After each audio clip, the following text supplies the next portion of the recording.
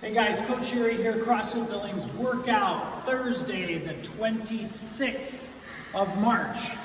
We're all over the place because we're videoing these, it's crazy.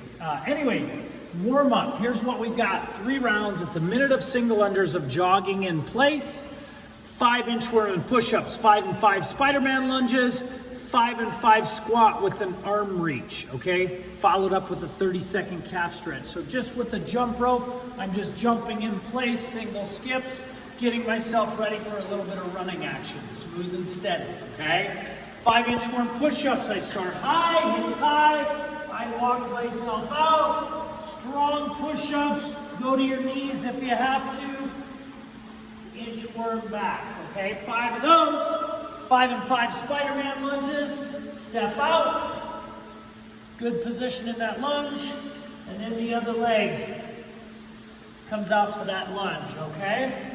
5 squat and arm reach, what I would do is I would squat down, and I'm gonna turn and reach my hand up for the sky and really push it into the air. And then I'll stand, I'll squat down, turn, reach my hand into the air, and stand up. 5 squat and arm reaches, okay? 30-second calf stretch per leg.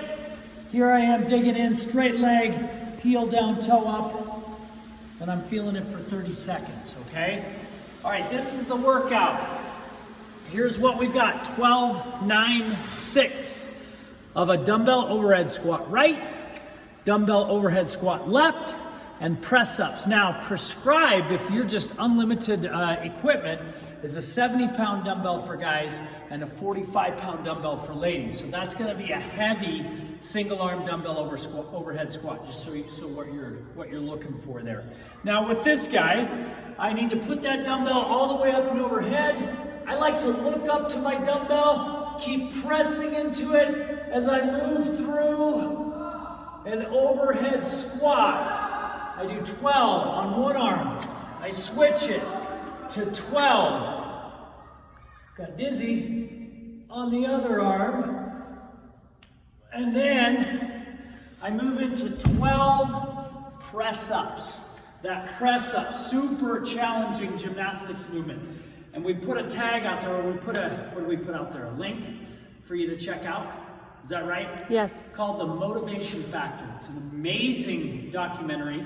If you have time on your hands, I would suggest that you watch it, okay? But a press-up is a gymnastics movement that they did a ton in this high school. Very, very challenging movement. This is what it looks like, okay? Hands on the floor, feet on the floor, guts tight. Press up and down. Press up and down. Press up and down. So that's a press-up. Really challenging movement. Once you're done, 12 of each, 9 of each, 6 of each, you rest 90 seconds on the clock, and we run for 7 minutes. How far can you make in 7 minutes? Okay, who can get over a mile? Who can get a mile and a quarter? Okay, you got to see how far you can make it. Here's the deal: scaling for this. If I talk stimulus first, this is going to be a very odd object weightlifting movement. Okay, it's designed to be that way. Okay, so that means you're not going to be going fast. You're not even going to be going as fast as you would if this were a goblet squat. You're smooth and steady, staying focused on stability, okay? If you have been doing our workouts for the last 2 days, take that dumbbell from overhead and just put it into a front rack position so you don't go overhead again today, because we've gone overhead twice in the last 2 days, okay? So front rack if we need to, okay? So that means you're just gonna grind away at a smooth, steady pace, really working on stability. Really tough gymnastics movement for that, so you're not gonna get a bunch of them done, especially when you're a little pre-fatigued from the lifting. The finisher, the run, that's all out intensity. You finish that with a high heart rate. So how do I scale that? I scale this down to a load that's gonna fit me and my ability to do an overhead squat with good solid position and stable position with that weight overhead. Or again, bring it to your shoulder for a front rack if you've been going overhead the last 2 days. Just like I said, go to that front squat. Now, the press-ups, that's a challenging one. To scale, what I can do is I can start to move myself from my feet like an inchworm, but this time I don't stop at a push-up.